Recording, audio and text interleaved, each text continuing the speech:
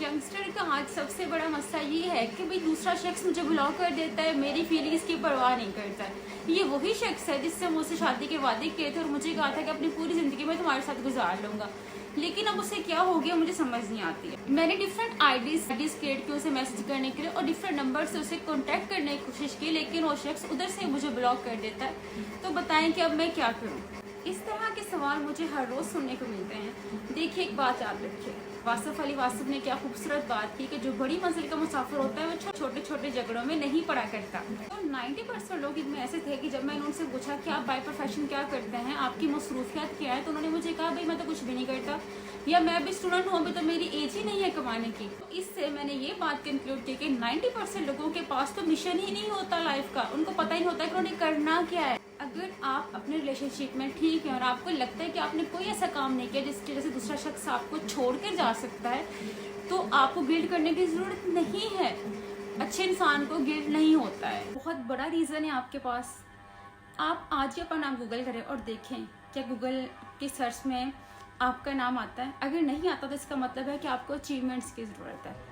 आप कुछ ऐसी अचीवमेंट्स हासिल करें जिसकी आपको पहचान मिले। तो इसका मतलब है कि आपको कुछ अचीवमेंट हासिल करने की ज़रूरत है, कुछ ऐसा नहीं करने की ज़रूरत है जिसको करके आप अपने गोल्स की तरफ जा सकें और इन छोटे छोटे मसलों से निकल सकें। जब हम कैमरे को जूम इन करते हैं ना, तो हमें बहुत छोटी सी डिटेल नज़र आती है, लेकिन हम जब कैमरे को जूम आउट करते हैं तो हमें बड़ी पिक्चर नज़र आने लगती है। इसी तरह से जो ब्रेकअप होता है ना, ये ज़िंदगी का छोटा सा फेज़ है। जब आप 40 साल बाद देखेंगे या 50 साल बाद, तो आपको ये ज़िंदगी का एक छोटा सा फेज़ नज़र आएगा।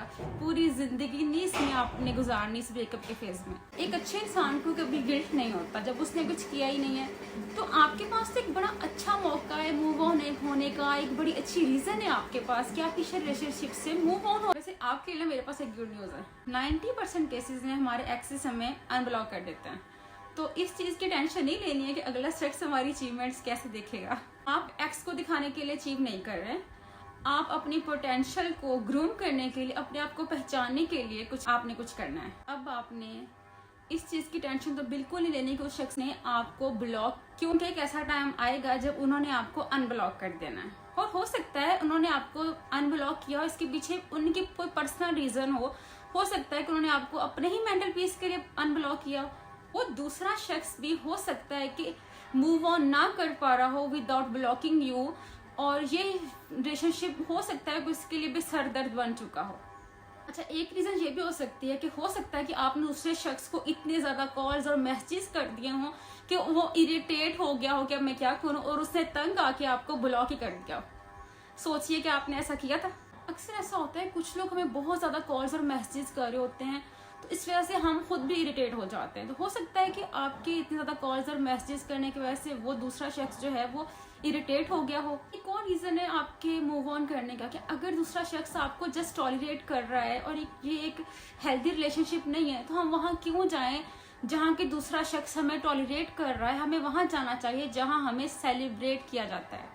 मैं आपको देख रही हूँ कि इंशाल्लाह आप अपनी ज़िंदगी में मूव ऑन कर रहे हैं और अगले 5 साल में अपनी ज़िंदगी में बहुत ज़्यादा अचीवमेंट्स हासिल कर रहे हैं। एक कहावत है कि जिसकी ज़िंदगी में पेन नहीं होती वो कभी ज़िंदगी में कुछ गेन नहीं कर सकता। हो सकता है जो पेन आप अब फील कर रहे हैं ये आपको एक बड़ा इंसान बनाने के लिए आई हो। ओके जी, ऑल द बेस्ट, अपना ख्याल रखिएगा और मुझे कमेंट्स में ज़रूर बताइए कि आपको ये वीडियो कैसी लगी।